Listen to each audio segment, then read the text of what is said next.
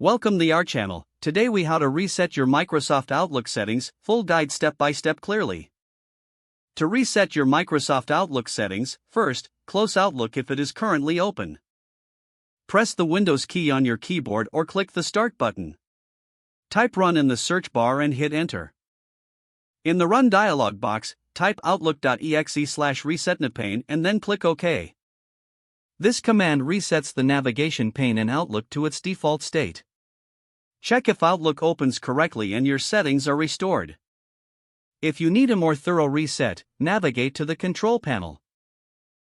Click on Programs and then select Programs and Features. Locate Microsoft Office in the list and select it. Click on Change at the top of the window. Choose the Repair option in the Setup wizard that appears. Follow the prompts to complete the repair process. This can help fix any underlying issues related to your Outlook settings. If problems persist, consider creating a new Outlook profile. Go back to the Control panel and select Mail. Click on Show Profiles in the Mail Setup dialog box. Select Add to create a new profile and enter a name for it. Follow the Setup wizard to configure your new email account.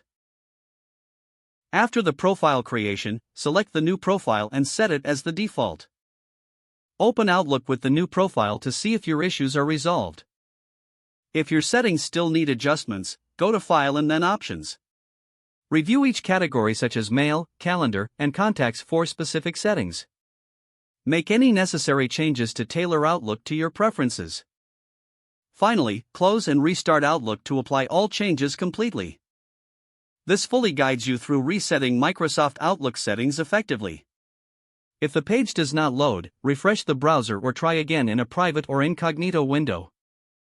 Make sure you are using the correct email address, then retype it carefully to avoid small typos. If your password is not accepted, use the Reset option and create a new strong password you can remember. Check your spam folder for verification or security emails, then complete any requested confirmation steps. Enable two-factor authentication if available to improve account security and reduce unauthorized access risk. After signing in, review your profile details so your contact information and settings are accurate and current. Don't forget to like this video and subscribe to our channel for more step-by-step tech guides.